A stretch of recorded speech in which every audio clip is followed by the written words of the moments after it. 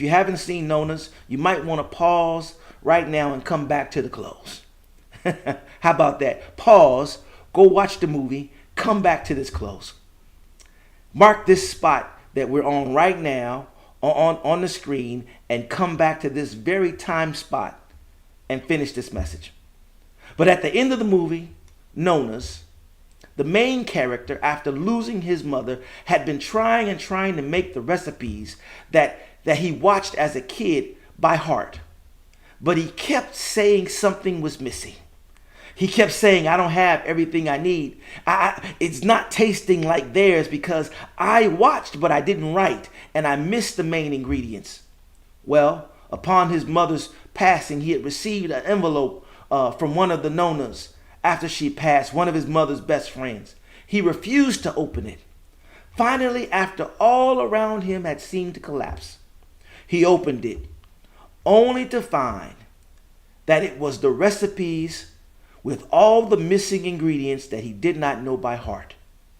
He goes into the kitchen, fixes the sauce, tastes it, and he realized it's perfect. The love letter from his mother was the recipe. Can I stop to tell somebody as I come to a close today that you have 66 love letters in the book of the Bible from God, and they all contain recipes. You have a Savior who died and left you an envelope of salvation that you can open by accepting him as your Lord and Savior, taking him into your heart. Open it and watch the servings of your life go from bland to flavorful, from bitter to better, from weak to strong, from empty to full of glory. I need to borrow this one from the rapper Glorilla and tell you to let him cook. He'll fix your miracle. Let him cook. He'll prepare a table before you in the presence of your enemies. Let him cook. He'll serve you blessings that you won't have room enough to receive. Let him cook. He'll cook you up the very best in all you ever need to sustain and enjoy your life. Let him cook.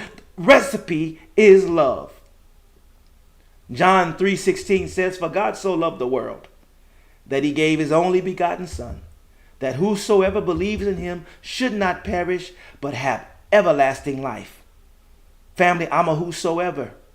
And the recipe of his life and death and his resurrection was for me. Let him cook. The recipe is love. Oh yeah, it might be food at your table, but the recipe is love. Honor those who are laboring. I realize now that my grandmother wasn't just cooking my favorite meals.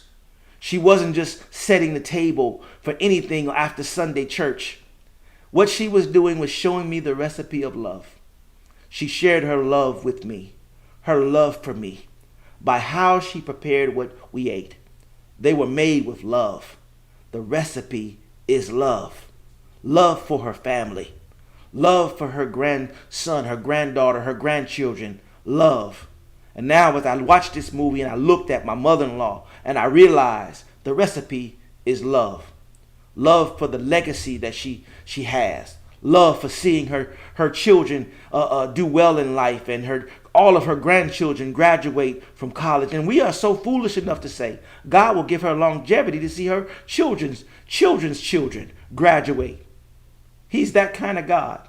He can cook up that kind of recipe. The recipe is love. I'm shouted by that. And that's your shout. Think about that. I know all of us have our parents, grandparents, those who went before us. Some of us have them with us. Some of us have lost them. But you haven't lost the recipe. Yeah, get back in the kitchen. Prepare it the way that they did.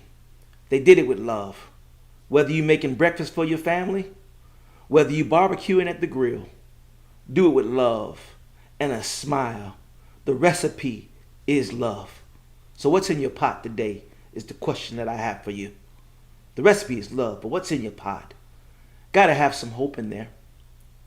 Got to have some faith in there. But more than anything, you got to have love in it.